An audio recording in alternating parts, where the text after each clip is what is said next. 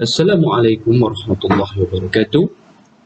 Pada hari ini, ahli kumpulan saya yang terdiri pada Wan Muhammad Farid, Muhammad Fair Islam dan juga saya sendiri iaitu Muhammad Fikri akan membentangkan tajuk berkenaan perlembagaan Malaysia dalam perspektif hubungan etnik.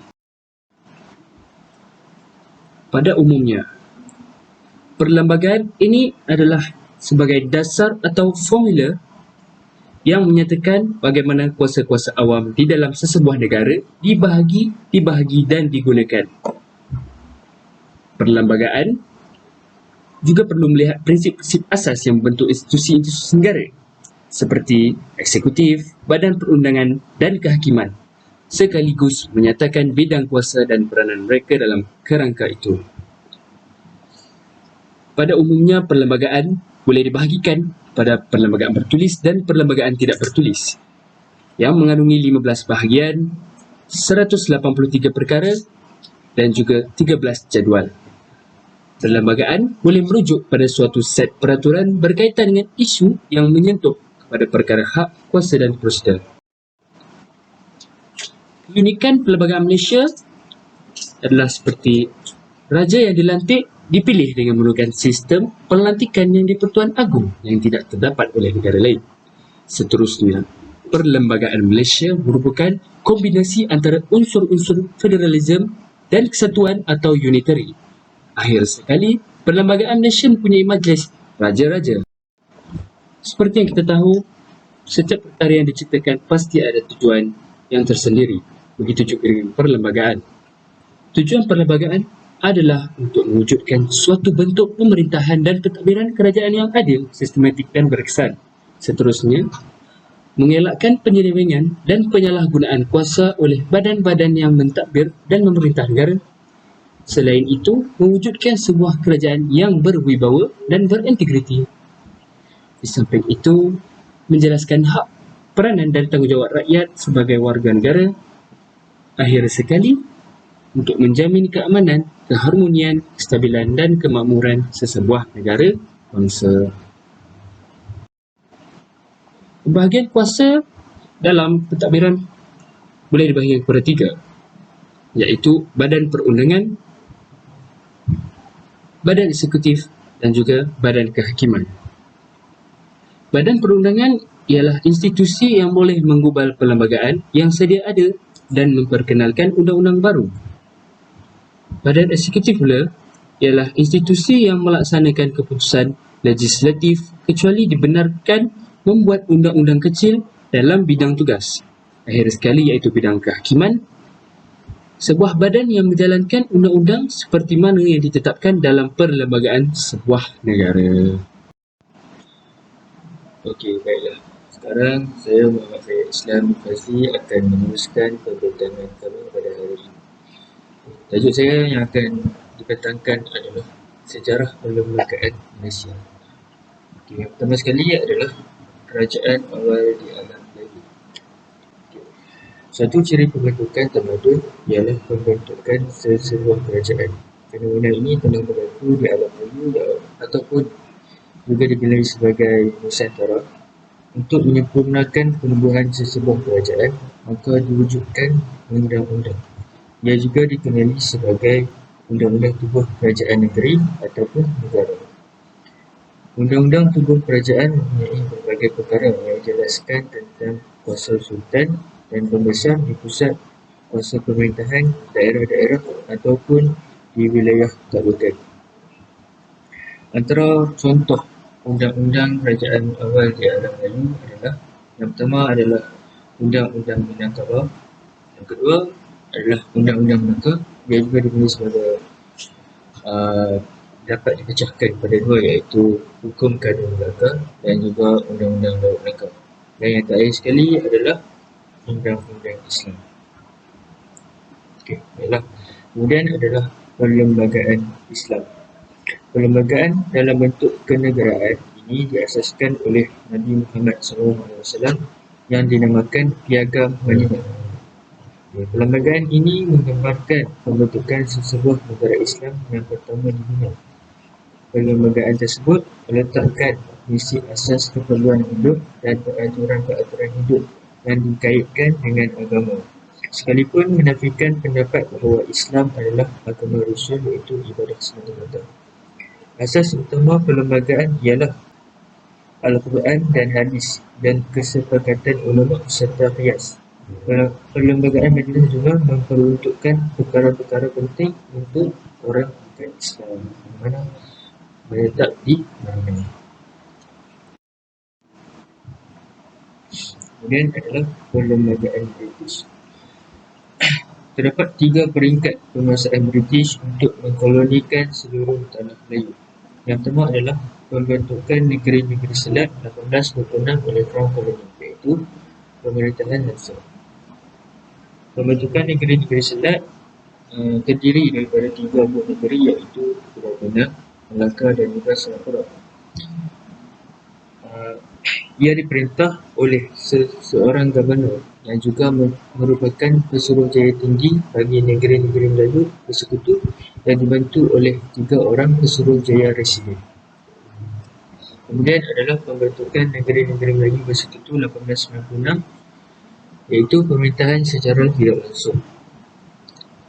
Ia terdiri daripada 4 buah negeri, iaitu Perak, Selangor, Pahang dan juga Negeri Sembilan.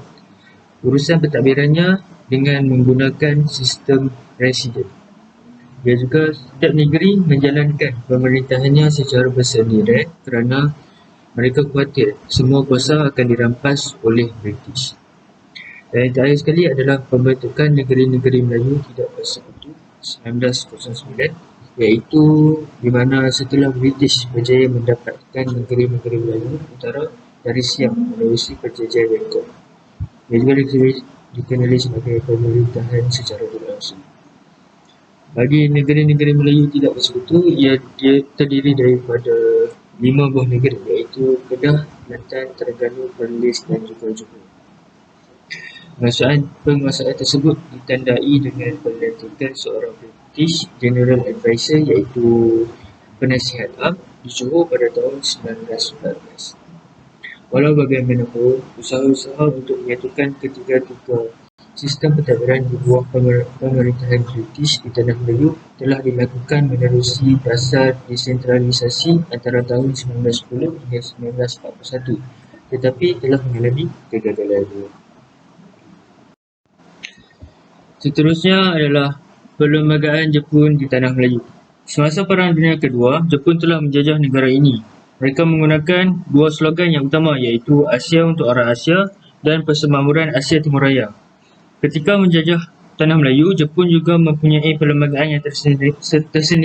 Antaranya ialah, pertama, mereka menjadikan Tanah Melayu sebagai tanah jajahan yang berkekalan. Kedua, mereka menghormati raja-raja Melayu. Seterusnya, mereka menzalimi orang Cina. Yang keempat, mereka menjepunkan Tanah Melayu khususnya dalam budaya, bahasa dan juga pendidikan. Dan terakhir, mereka menyokong perjuangan kemerdekaan orang Melayu dan juga India. Seterusnya adalah perlembagaan Malayan Union. Walaupun Tanah Melayu masih dijajah oleh Jepun, kerajaan British telah mengambil inisiatif dan strategi untuk kembali menjajah Tanah Melayu. Pada bulan Julai 1943, kerajaan British telah menubuhkan Malayan Planning Unit, iaitu MPU, yang diketuai oleh Major General Ralph Horn, bertujuan untuk merangka perlembagaan Tanah Melayu selepas Perang Dunia Kedua. Akhirnya, pada 1 April 1946, Kerajaan Malayan Union diisytiharkan secara rasmi, diketuai oleh Edward John.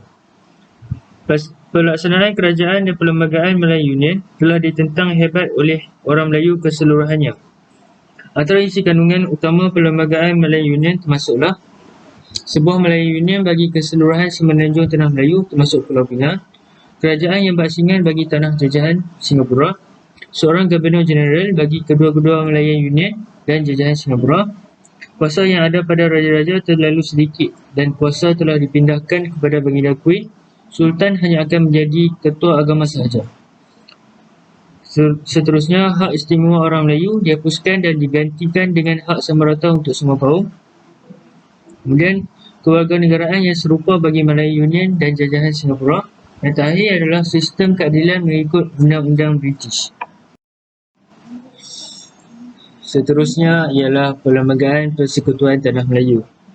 Penentangan yang kuat terutamanya dari orang Melayu telah mendorong kerajaan British untuk mengubah Perlembagaan Malaya Union kepada Perlembagaan Persekutuan Tanah Melayu. Perlembagaan yang baru dikuatkuasakan secara rasmi pada 1 Februari 1948. Perlembagaan yang baru ini telah mengembalikan beberapa perkara penting yang berkaitan dengan sistem kerajaan, orang Melayu dan juga agama Islam. Antara kandungan utama perlembagaan tersebut ialah Persekutuan mengandungi 9 buah negeri Melayu dan 2 negeri Silat. Singapura tetap diasingkan sebagai sebuah tanah jajahan mahkota Crown Koloni. Pembentukan sebuah kerajaan pusat yang kuat dengan kuasa legislatif yang meluas menerusi Majlis Legislatif Persekutuan. Ketua kerajaan ialah Pesuruhjaya Tinggi British yang dilantik oleh Baginda Queen. Majlis Eksekutif Persekutuan juga ditubuhkan untuk memberi nasihat kepada Pesuruhjaya Tinggi British, termasuklah Ketua Setiausaha Negara, Peguam Negara dan Setiausaha Kewangan. Kewujudan dengan kerajaan-kerajaan negeri dengan kuasa yang terhad dan terbatas. Kemudian, kedudukan dan fungsi Raja-Raja Melayu telah dipulihkan semula. Seterusnya, hak istimewa orang Melayu dikekalkan. Dan akhir sekali, pemberian taraf kerakyatan telah diperketatkan melalui syarat-syarat yang tertentu. Seterusnya adalah Perlembagaan Merdeka. Antara isi kandungan Perlembagaan Merdeka ialah meletakkan Malaysia sebagai sebuah persekutuan, Malaysia sebagai negara raja berperlembagaan. Yang ketiga, Malaysia sebagai negara demokrasi berparlimen. Yang keempat, memperuntukkan Islam sebagai agama rasmi persekutuan, tetapi pada masa yang sama tidak mengasaskan Malaysia sebagai sebuah negara teokrasi dan dengan jelas menjamin kebebasan beragama. Yang terakhir, perlembagaan memperuntukkan ketinggian perlembagaan dan kebebasan undang-undang. Kemudian ialah kedudukan orang Melayu dalam perlembagaan. Yang pertama, mewujudkan dan mengesahkan tanah sepadan Melayu, iaitu melalui Perkara 89, yang di-Pertuan Agong bertanggungjawab dalam memelihara hak dan keistimewaan kepada orang Melayu dan Bumiputera. Seterusnya, kedudukan bahasa Melayu dalam sistem perlembagaan. Perlembagaan Persekutuan juga memaktubkan bahasa Melayu sebagai bahasa kebangsaan melalui Perkara 152. Bahasa Melayu adalah untuk tujuan rasmi dalam perkhidmatan awam dan pendidikan. Akhir sekali, pengukuhan penggunaan bahasa Melayu telah disahkan dalam Akta Pelajaran 1957, Akta Bahasa Kebangsaan 1967 dan juga Akta Pendidikan 1996. Seterusnya ialah kedudukan agama Islam dalam perlembagaan. Dari segi pentadbiran, urusan berkaitan Islam diletakkan di bawah kerajaan negeri. Sekiranya terdapat sebarang pencegahan, perlembagaan persekutuan lebih agung daripada perlembagaan negeri. Sultan adalah ketua agama dan ada istiadat, kecuali negeri-negeri yang tidak beraja, ia adalah di bawah yang di-Pertuan Agong.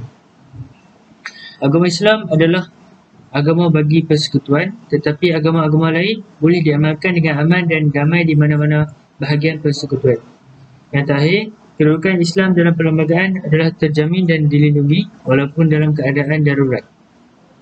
Yang terakhir adalah kedudukan raja dalam perlembagaan. Perlembagaan mengesahkan kedudukan raja di negeri-negeri sebagai raja berperlembagaan. Dari segi politik, institusi raja adalah merupakan balance of power kepada sistem parlimen. Manakala seorang daripada mereka dipilih dan dilantik sebagai yang di-Pertuan Agong secara giliran 5 tahun sekali. Yang keempat, raja-raja dan yang di-Pertuan Negeri adalah ahli majlis raja-raja, dan yang terakhir adalah raja-raja adalah merupakan ketua agama di negeri masing-masing. Terima kasih kepada saudara Fikri dan Fayaz atas pembentangan tadi. Kini saya Wan Muhammad Farid bin Muhammad Hasnat akan membentangkan tentang kesan-kesan awal terhadap Undang-Undang Islam. Berdasarkan sistem residen atau penasihat, kerajaan British dikatakan tidak boleh mencampuri urusan yang berkaitan dengan agama Islam dan adat istiadat Melayu. Sekiranya dasar ini benar-benar dijalankan, ini bermakna Sultan atau Raja adalah ketua agama bagi setiap negeri. Justru itu, undang-undang Islam boleh dilaksanakan mengikut ketentuan undang-undang di setiap negeri. Namun begitu, terdapat sekatan untuk melaksanakan undang-undang yang berkaitan dengan orang Islam. Oleh kerana kerajaan British telah menguatkuasakan dan menggunakan enakmen Undang-Undang Sivil tahun 1937, maka peruntukan undang-undang yang berkaitan dengan orang Islam hanya meliputi enakmen Undang-Undang Keluarga, yakni nikah, kahwin dan penceraian, dan pembahagian harta pusaka, yakni faraid. Selain itu, Mahkamah Syariah telah ditubuhkan untuk membicarakan tentang hal perkahwinan, penceraian, pewarisan dan amalan keagamaan. Namun begitu, penggunaan undang-undang ini tidak bersifat mutlak. Misalnya, hal berkaitan dengan amalan keagamaan dan pertukaran agama masih dalam kawalan undang-undang British. Berikut adalah merupakan kesan awal terhadap undang-undang Islam. Seterusnya, kita kepada Perlembagaan Malaysia. Perlembagaan Malaysia di sini terdapat banyak sebenarnya. Namun saya tidak boleh mengisi kesemua perlembagaan yang ada di Malaysia ini kerana tidak cukup ruang. So jadi Perlembagaan Malaysia dimulai dengan kemasukan Sabah, Sarawak dan Singapura, telah menyebabkan Perlembagaan Merdeka pada waktu itu telah digubal dan diubah suai yang dinamakan Perlembagaan Malaysia, yang dimulai pada tarikh 16 September 1963. Hal yang berkaitan dengan Singapura tidak menjadi ketemaan dalam perlembagaan selepas pemisahannya pada 9 Ogos 1965. Kita semua tahu Singapura berpisah dengan Malaysia pada tarikh 9 Ogos 1965. Malah, dengan pemisahan Singapura disebabkan oleh kepimpinan Lee Kuan Yew mempertikaikan dan menolak perlembagaan negara yang telah dimuafakatkan pada tahun 1957. Namun begitu, perkara-perkara utama tidak diubah kecuali memasukkan peruntukan berkaitan dengan kepentingan Sabah dan Sarawak. Dalam penggunaan perlembagaan Malaysia, terdapat peruntukan perlembagaan untuk Sabah dan Sarawak. Ia termasuklah apa yang saya telah bentangkan dalam slide ini, iaitu kedua-dua negeri tidak mempunyai agama rasmi, bahasa Melayu dan bahasa Inggeris sebagai bahasa rasmi. Tambahan perlembagaan bagi kedua-dua negeri dalam perlembagaan persekutuan. Ketua bagi persekutuan iaitu ketua negeri tidak boleh menjadi ketua negara bagi persekutuan. Nama bagi persekutuan ialah Malaysia, bukan Melayu Raya. Immigration di bawah kuasa pusat tetapi memasuki Sabah dan Sarawak di bawah kerajaan negeri. Tiada hak untuk succession dan sebagainya. Jadi boleh lihat di slide ini terdapat banyak perlembagaan Malaysia. Seterusnya, kita bergerak pada akhir-akhir ini terus kepada kesimpulan. Saya mahu menyimpulkan tentang topik yang kami bahaskan dalam slide ini ialah perlembagaan negara adalah merupakan sumber utama untuk kefahaman setiap warga negara dan pembinaan kenegaraan. Setiap rakyat mesti akur dan menghormati intisari dan semangat perlembagaan. Pembentukan Perlembagaan Malaysia adalah manifestasi kerjasama dan pemufakatan di kalangan rakyat pelbagai bangsa. Sesungguhnya, generasi muda pada waktu ini perlulah mewarisi kemerdekaan negara dan memahami serta mengisafi perjuangan dan pengorbanan di kalangan rakyat dan pemimpin terdahulu, iaitu sejarah-sejarah kita yang amat membanggakan untuk menuntaskan pelbagai aspek berkaitan perlembagaan negara. Sekian daripada kami. Terima kasih.